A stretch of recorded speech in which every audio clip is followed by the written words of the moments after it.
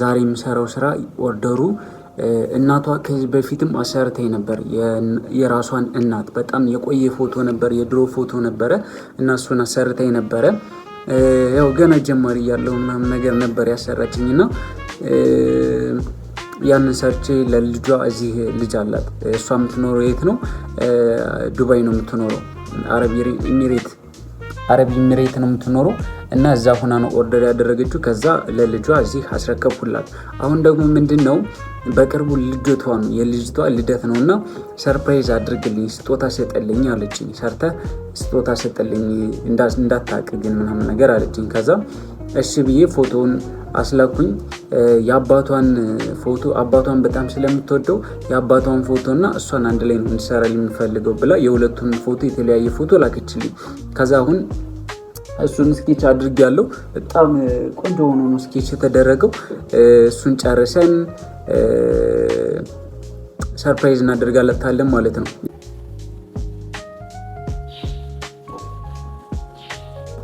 እስከ 10 ሰዓት ስል ነበረ።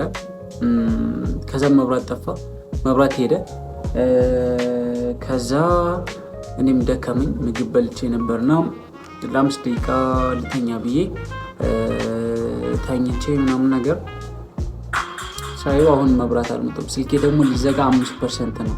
በመሃል ስለ የሳልኩኝ የማን ያዟል ፖድካስት ወቸው ጉር ላይ ስማ ተከራከሩት አይገልጸው በስማ እኔ ፈታ ስል ነበር። ብቻ ግን የነሱን ፖድካስት እያዳመጥኩ ነበር። ከዛ ከመሃል ያው መብራት ሲጠፋ ዋይፋይ ተቋረጠና የነሱን ፖድካስት አቆመ። ከዛ አሁን በአዲስ ናድ ነበር የተነሳሁት፣ ግን ደግሞ መብራት የለም እና ለመሳልም ስልኬም ሊዘጋ ስለሆነ እና በዚህ እንደጠፋ ምን ባደርግ ጥሩ ነው ብዬ አሰብኩኝ። መጽሐፍ ለምን አናነብም? ያው ማታ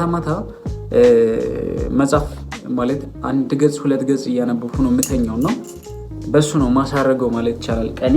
ከዛ ያው እንቅልፊም ደግሞ በደንብ እንዲመጣ ነው ማነበውና 2 ገጽ እያነበብኩኝ እዚህ መሀል ክፍተቱ ደርሻለሁ።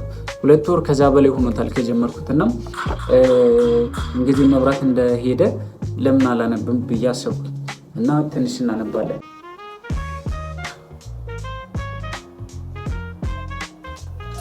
በነገራችን ላይ መብራት ከመጣ ስልኬን ትንሽ ቻርጅ አድርጌው ጅም ቤት እንሄዳለን። አሁን ስፖርት ሰርተን ሻወር ወስደን ወደ ቤት እንገባለን። ጅም ሄደን ነበረ ከጓደኛዬ ጋር። አሁን እሱ እየበጠበጥን ነው። ከዛ ሙዝና ዳቦ አለ። ከዛ ሶሲ ቴስቲ ምናምን ነገር አለ። እሱ በልተን ወደ ስዕላችን እንገባለን ማለት ነው።